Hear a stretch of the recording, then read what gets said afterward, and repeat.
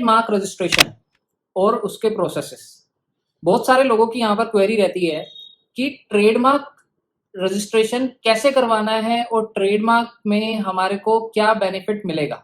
तो आज इसी प्रकार की इंफॉर्मेशन के लिए हम ये वीडियो बना रहे हैं। इस वीडियो में हम आपसे डिस्कस करने वाले हैं ट्रेडमार्क की रजिस्ट्रेशन की रिक्वायरमेंट्स, ट्रेडमार्क के अंदर यूज होने वाले डॉक्यूमेंट्स और ट्रेडमार्क का पूरा कंप्लीट प्रोसेस रजिस्ट्रेशन आने तक का।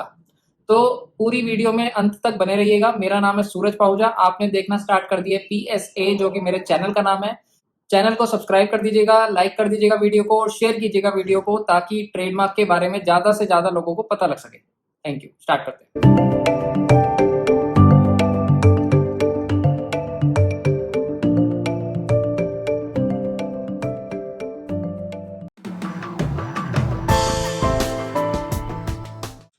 Trademark registration section 2 subsection ZB cover करता है हमारी ट्रेडमार्क की डेफिनेशन। ट्रेडमार्क रजिस्ट्रेशन एक्ट 1999 के अकॉर्डिंग एक ट्रेडमार्क एक ब्रांड को यूनिक आइडेंटिटी प्रोवाइड करता है, जो कि एक व्यक्ति अगर उस ब्रांड को ले ले तो दूसरा व्यक्ति उसी नाम को यूज ना कर सके, उसका राइट देता है आपको।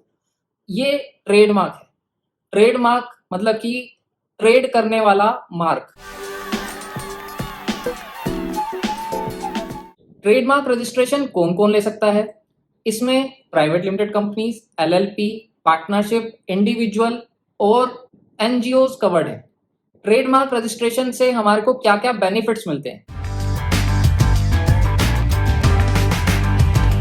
5 बेनिफिट हैं टोटल मिला के। सबसे पहला, हमारे ब्रांड को रिकॉग्निशन देता है। ट्रेडमार्क जो है मतलब कि हमारा ब्रांड रिकॉग्नाइज होता है, जिससे कि लोग हमारे ब्रांड को पहचानने लगते हैं। जैसे कि गाड़ी खरीदने के लिए जा रहे हैं तो हमारे को मर्सिडीज ब्रांड की गाड़ी खरीदनी है। सेकंड नंबर पे हमारा ट्रेडमार्क अट्रैक्शन गेन करता है। कैसे? जैसे कि हम एप्पल का मोबाइल फोन यूज करते हैं, तो एप्पल जो है एक ब्रांड नेम हो गया। अब एप्पल का मुझे फोन खरीदना है, ये अट्रैक्शन है एक तरीके से। ये ब्रांड की रिकॉग्निशन है, उसके अंदर ब्रांड की प्रोमिसेस हैं कि वो ब्रांड प्रॉमिस करता है हमारे को गुड क्वालिटी ऑफ प्रोडक्ट देने का। थर्ड बेनिफिट है हमारा, ये लीगल प्रोटेक्शन प्रोवाइड करता है। कैसे लीगल प्रोटेक्शन प्रोवाइड करता है कि अगर हमारा कोई नाम कॉपी करने का प्रयास करेगा तो हम उसके अगेंस्ट में केस फाइल कर सकते हैं। उस कॉपी के इन्फ्रिंजमेंट के लिए हम उसके अगेंस्ट में कोई पनिश कर सकते हैं उसको किसी भी प्रकार से। ये ट्रेडमार्क का एक्ट हमारे को इस चीज के लिए ये राइट्स प्रोवाइड करता है। ये इसका बेनिफिट। चौथा बेनिफिट है, ट्रेडमार्क जो है कंपनी के लिए इनटेंजिबल एसेट है। कैसे? इनटेंजिबल का मतलब समझिए, वो एसेट जो कि हम छू नहीं सकते। जैसे हवा होती है, उसे हम छू नहीं सकते। टेंजिबल एसेट होती है जैसे कि फर्नीचर, जिसे हम देख सकते हैं, छू सकते हैं। लेकिन इनटेंजिबल हो गई जिसे हम ना तो देख सकते हैं ना छू सकते हैं। तो ट्रेडमार्क हमारी एक तरीके से इंटेंजिबल प्रॉपर्टी है, जिसके जरिए हम अपनी सेल्स आगे बढ़ा सकते हैं, एक ब्रांड बना सकते हैं अपने कंपनी का। जो जैसे कि हम अपने सारे इनवॉइसेस में अपना ब्रांड का नेम यानी कि ट्रेडमार्क की कोई पिक्चर है, कोई वीना मार्क है, तो उस तरीके से हम लोग लगाकर आगे सेल करते हैं, जिससे कि हमारी ब्रांड की आइडेंटिफिकेशन हो सके। हम कोई प्रोडक्ट सेल करते हैं जैसे, तो उसके ऊपर अपना ब्रांड अटैच करके बेचते हैं, जिससे कि हमारे प्रोडक्ट की आइडेंटिफिकेशन हो सके। तो ये हमारी एक प्रॉपर्टी है, इंटेलेक्चुअल प्रॉपर्टी है, एक इंटेंजिबल एसेट है हमारी। पांचवा बेनिफिट है, ये हमारे को एक्सक्लूसिव राइट देता है, जिससे कि हम अपने सारे प्रोडक्ट्स को के ऊपर अपना मार्क जो है वो प्रॉपरली यूज कर सके, मीडिया में डाल सके, हर जगह पे एक्सक्लूसिवली बता सकें, जिससे कि अगर कल को कोई व्यक्ति उस मार्क का यूज करने की कोशिश करता है और प्रोडक्ट सेल करने की कोशिश करता है, तो हम उसको प्रूव कर सके कि देखो जी, ये हमारा ट्रेडमार्क है, हम इसके मेन ओनर हैं और हम ही इसके प्रॉपर्टी के मतलब ये प्रोडक्ट जो है हम ही सेल कर सकते हैं और कोई नहीं सेल कर सकता इस नाम को रखकर। ट्रेडमार्क रजिस्ट्रेशन कराने के लिए हमारे को क्या क्या डॉक्यूमेंट चाहिए? हमारे को पैन कार्ड चाहिए, आधार कार्ड चाहिए, हमारे को एक ट्रेडमार्क के लिए नेम चाहिए कि कौन सा नाम हमारे को ट्रेडमार्क करवाना है, या फिर हमारे को कोई लोगो को रजिस्टर कराना है तो वो लोगो चाहिए JPEG फॉर्मेट में। उसके अलावा एक एफिडेविट भी चाहिए होता है, अगर हम पहले से इसको यूज कर रहे हैं तो। अगर पहले से यूज नहीं कर रहे, फर्स्ट टाइम यूजर है, तो एफिडेविट की कोई रिक्वायरमेंट नहीं है। और अगर हम किसी एजेंट के थ्रू इसको अप्लाई करा रहे हैं तो उसके लिए पावर ऑफ अटर्नी की रिक्वायरमेंट होती है। उस पावर ऑफ अटर्नी में हम राइट्स देते हैं कि वो हमारे बिहाफ पर इस ट्रेडमार्क एप्लीकेशन को फाइल कर दे, और उसके ऊपर कोई भी क्वेरी आती है आगे आने वाले टाइम में तो उसका रिप्लाई फाइल कर दें। इसके अलावा एड्रेस प्रूफ हो गया हमारी कंपनी का, या फिर हमारी कंपनी का जो नाम है, ऑलरेडी हमारी प्राइवेट लिमिटेड कंपनी चल रही है तो उस प्राइवेट लिमिटेड कंपनी का सर्टिफिकेट ऑफ इनकॉर्पोरेशन भी हम इसमें लगा सकते हैं, ताकि हम एक वैलिड प्रूफ दिखा सके कि हम पहले से इस नाम के यूजर हैं। प्रोसेस समझ लेते हैं ट्रेडमार्क रजिस्ट्रेशन का क्या प्रोसेस है। देखिए, स्टेप 1 ये है कि हमारे को सबसे पहले एक ब्रांड नेम की रिक्वायरमेंट होती है, जो कि बिल्कुल यूनिक होना चाहिए। ऐसा नेम जो कि किसी और से मिलता-जुलता ना हो। दूसरे नंबर पे हमारे को चाहिए कि वो जो ट्रेडमार्क हम अप्लाई करने के लिए जा रहे हैं, वो या लोगो जो हम अप्लाई करने के लिए जा रहे हैं, वो किस क्लास में लाई करेगा। क्लास क्या होती है? वो हमारी एक तरीके की एक्टिविटी हो गई कि हम किस नेचर ऑफ बिज़नेस, हमारा बिज़नेस का नेचर क्या है? हम कौन-सी टाइप की सर्विसेज़ प्रोवाइड कर रहे हैं या फिर कौन से टाइप के प्रोडक्ट सेल कर रहे हैं। तो वो सारी जानकारी हमारे को क्लासेस के अंदर मिलती है। टोटल मिला के 45 क्लासेस हैं। जो ये सारी क्लासेस डिफाइंड हैं, उस सारी क्लासेस के अंदर हमारे को आइडेंटिफाई करनी पड़ेगी कौन सी वाली क्लास हमारे में एप्लीकेबल होगी और उस किस क्लास के अंतर्गत हमारा ट्रेडमार्क रजिस्ट्रेशन जो है अप्लाई होगा। और फिर नॉर्मली हमारे को इंटेलेक्चुअल प्रॉपर्टी राइट्स की अपनी जो साइट है उसके ऊपर विजिट करना है और वहां पर जाके नॉर्मली ट्रेडमार्क का फॉर्म फिल करना है। और फॉर्म फिल करने के बाद में हम उसका जो नॉर्मलाइज फीस है गवर्नमेंट की, जैसे कि प्रोप्राइटरशिप के केस में 4500 है और प्राइवेट लिमिटेड के केस में 9000 के आसपास है। तो उस केस में हम लोग ट्रेडमार्क की फीस की पेमेंट करने के बाद हमारी रजिस्ट्रेशन की रिक्वेस्ट डाल सकते हैं ट्रेडमार्क की, और उसके बाद में हमारा ट्रेडमार्क का रजिस्ट्रेशन आने के अंदर वक्त लगता है लगभग 1 से 2 साल का। ये वक्त क्यों इतना ज्यादा लगता है? क्योंकि इसका एक पर्टिकुलर प्रोसेस है कि जैसे आप रजिस्ट्रेशन फाइल करते हैं तो उसके बाद में एक लंबा प्रोसेस है। अच्छा, एक क्वेरी है लोगों की, यहाँ पर एक क्वेरी जनरेट होती है कि क्या हम लोग जैसे रजिस्ट्रेशन की रिक्वेस्ट डालते हैं तो एक रजिस्ट्रेशन नंबर हमारे को मिल जाता है, एक रजिस्ट्रेशन की एक्नॉलेजमेंट मिल जाती है फीस पे करने के बाद में, तो क्या हम लोग ट्रेडमार्क का यूज करना स्टार्ट कर सकते हैं? हाँ जी, बिल्कुल आप यूज करना स्टार्ट कर सकते हैं, लेकिन आप अपने लोगो या फिर ट्रेडमार्क जो नेम आपने अप्लाई किया है उसके ऊपर आप वर्ड यूज करेंगे टीएम। टीएम एक तरीके का आपका लर्निंग लाइसेंस है। लर्निंग लाइसेंस आप समझिए कि ड्राइविंग लाइसेंस जब नहीं आता तो आपको एक लर्निंग लाइसेंस दिया जाता है, जिससे कि आप ये बता सके कि आपने ड्राइविंग लाइसेंस अप्लाई किया हुआ है और अभी आप एक प्रोबेशन पीरियड के अंदर है कि जिस टाइम तक आपका लाइसेंस नहीं आया है।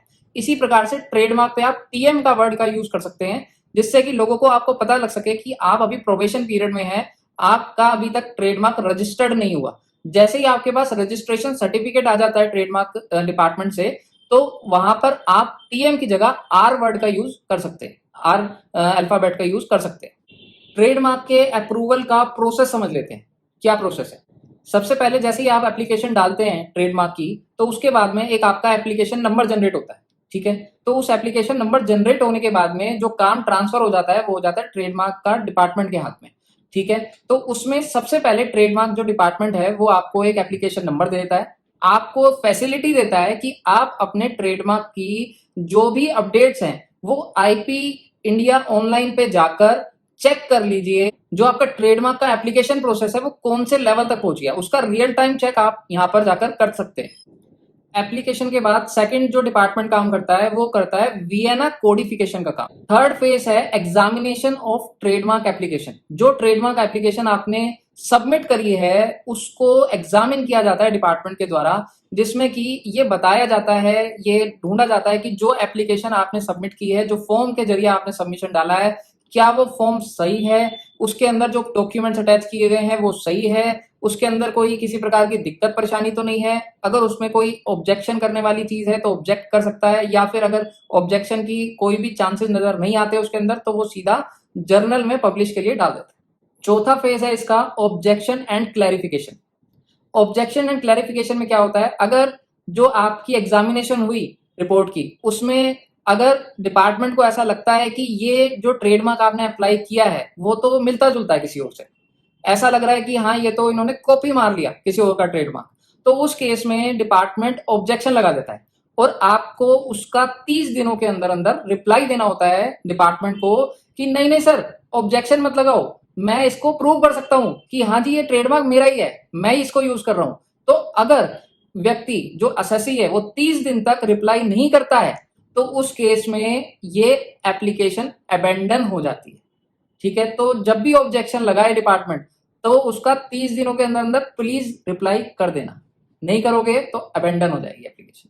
पांचवा फेस है इसका ऑब्जेक्शन हियरिंग, मतलब कि जो एसएससी है जिसको ट्रेडमार्क अप्लाई करना था उसने रिप्लाई किया डिपार्टमेंट को कि सर प्लीज हमारा जो ये ट्रेडमार्क है वो प्लीज हमारा ट्रेडमार्क कैंसिल मत कीजिए। तो उस केस में हम लोग डायरेक्टली मीटिंग भी रख सकते हैं। जो हमारा ऑफिसर है जो कि हमारी ट्रेडमार्क एप्लीकेशन का काम देख रहा है उससे हम एक मीटिंग रख सकते हैं। मीटिंग के को रखने के लिए हम वर्ड यूज करते हैं हियरिंग का, जिसमें कि हम खुद भी या फिर हमारे जो एजेंट साहब हैं उनको भेज सकते हैं कि भाई साहब जाइए प्लीज हमारी तरफ से रिक्वेस्ट कीजिए कि ये ट्रेडमार्क हमारा ही है और हम इसको नहीं खोना चाहते, प्लीज इसको रिजेक्ट मत कीजिए। तो उसके लिए हियरिंग वर्ड यूज किया जाता है। वो एसएससी का आदमी, एसएससी का वकील जाता है ट्रेडमार्क दफ्तर में और वहां पर जाकर उनसे अपील करता है कि सर इसको कैंसिल मत कीजिए, हम इसके लिए और क्लैरिफिकेशन आपको देंगे। तो अगर वो क्लैरिफिकेशन सेटिस्फाई करने योग्य होती है उस असेसिंग ऑफिसर के पास में, उसके लिए एक सेकंड थॉट ले आता है कि भाई इसको कैंसिल नहीं करना चाहिए, इसको रजिस्ट्रेशन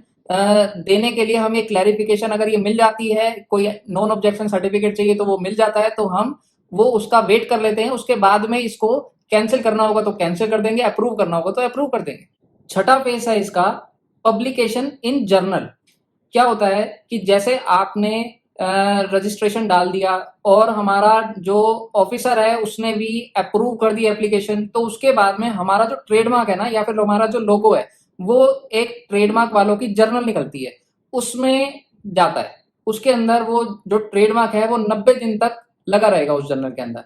अगर उस 90 दिनों के अंदर किसी और व्यक्ति को जो कि इसी प्रकार का ट्रेडमार्क यूज कर रहा था और ट्रेडमार्क अथॉरिटी से भी रह गया एग्जामिन करना कि ये बंदा इसके साथ मिलता जुलता ट्रेडमार्क यूज कर सकता है या कर रहा है, तो उस केस में वो पब्लिकली जब जर्नल में जाता है तो पब्लिक में से कोई ओपोनेंट आके उसके ऊपर ऑब्जेक्शन क्रिएट कर सकता है। ठीक है, तो उस 90 दिन तक भी अगर कोई ऑब्जेक्शन नहीं आता है पब्लिक की साइड से तो वो हमारा ट्रेडमार्क अप्रूव हो जाता है। और यही हमारा आखिरी फेस है, approval of registration of trademark. जो हमारा ट्रेडमार्क है उसकी वैलिडिटी 10 साल तक होती है और 10 साल के बाद में हमें उसे रिन्यू कराना पड़ता है। अगर हम रिन्यू कराने में देरी हो जाती है तो कोई और उसका फायदा उठा सकता है, तो ये पीरियड में इसे रिन्यूअल टाइम से कराते रहिएगा। हमने अपनी वीडियो में कई बार वर्ड यूज करा सूट फाइल करने का। तो सूट फाइल करने का मतलब ये हो गया कि मान लीजिए आपके जैसा रजिस्टर्ड ट्रेडमार्क कोई और बंदा यूज कर रहा है, कोई और व्यक्ति यूज कर रहा है, कोई और कंपनी यूज कर रही है, तो उस केस में हम उसके अगेंस्ट में एफआईआर लिखवा सकते हैं और सेक्शन 103 और सेक्शन 105 का प्रयोग करते हुए हम उसके ऊपर पीनल एक्शन भी ले सकते हैं।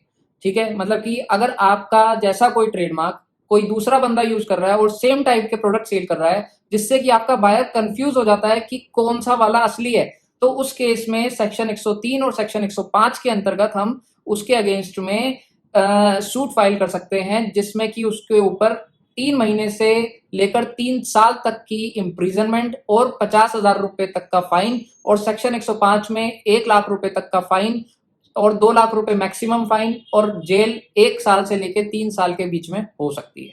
तो अगर आप किसी का सिमिलर टाइप का मार्क यूज करने के मूड में है या फिर आप कर रहे हैं तो कृपया सावधान हो जाइए और उसका मार्क मत यूज करिए। जिस दिन भी उस व्यक्ति का दिमाग खराब हो गया, उसने सूट फाइल कर दिया, तो आपको काफी ज्यादा दिक्कतें झेलनी पड़ सकती है। तो ये बात हुई आज हमारी ट्रेडमार्क को लेकर। हो सकता है आपकी लगभग सारी क्वेरीज जो हैं वो कंप्लीट हो गई होंगी। अगर फिर भी आपकी कोई क्वेरी बचती है तो आप मुझे कॉल कर सकते हैं। मेरा नंबर है 9891777185। इस नंबर पे आप मुझे कॉल करके क्वेरी पूछ सकते हैं। और उसके अलावा अगर आपकी कोई और बात है पूछने की, ट्रेडमार्क से अलावा भी किसी और टॉपिक के बारे में पूछना चाहते हैं तो मुझे फोन कर सकते हैं। आपके लिए हम उसका सॉल्यूशन प्रोवाइड करने की पूरी कोशिश करेंगे। Thank you very much.